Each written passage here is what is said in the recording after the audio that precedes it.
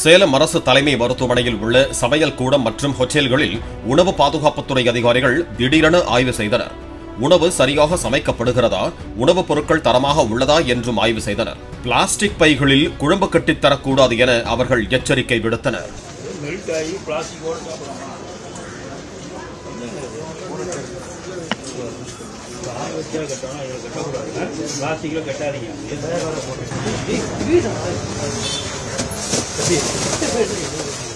காலையிலேருந்து இந்த ஹாஸ்பிட்டலுக்குள்ளே நான் பார்க்குறேன்.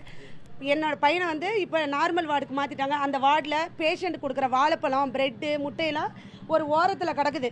அவங்க டேபிள் போட்டு அங்கே உட்காந்துருக்காங்க. அதை எடுத்து பேஷண்ட் கொடுக்குறாங்க. அதே போல் மேலே வந்து அந்த பெட்ஷீட்டு, தலைகாணிலாம் மாற்றாமல் ரொம்ப அழுக்காக இருக்குது.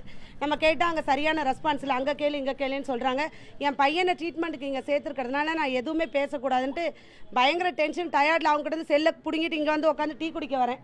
இங்கே டீ குடிக்க வந்து டீ வச்சதும் விழுந்துருச்சு. அவங்க கொடுக்கும்போது விழுந்துச்சா இல்லை நாங்கள் வைக்கும் போது விழுந்துச்சான்னு தெரியாது. அதை நான் கேட்கும்போது அவங்க என்ன சொல்கிறாங்க, நீங்கள் தான் டீயை பாதுகாத்துக்கணும்னு சொல்கிறாங்க. நாங்களே ஒரு களைப்பில் டென்ஷனில் வந்து இங்கே டீ குடிக்கிறோம். இப்போ ஃபுட் இன்ஸ்பெக்டர் வந்து செக் பண்ணுறாரு. இவங்க டோட்டலாக பயன்படுத்தக்கூடாத கவரில் குழம்பு, மோர், ரசம் எல்லாமே கட்டி கொடுத்துருக்காங்க.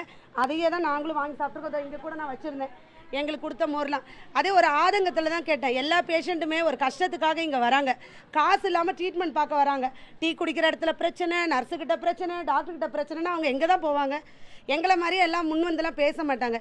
இல்லாத ஏழைகள் இங்கே வரவங்களுக்கு இந்த ஆனஸ்ட்டாக பேசுகிற பேச்சு, அதிகார தோரணை, இங்கே போகாத அங்கே போகாதன்னு மிரட்டுறது, அந்த தோரணை வந்து இந்த ஜிஹெச்சில் வந்து மாறணும்னு நான் வந்து உங்ககிட்ட கேட்டுக்கிறேங்க.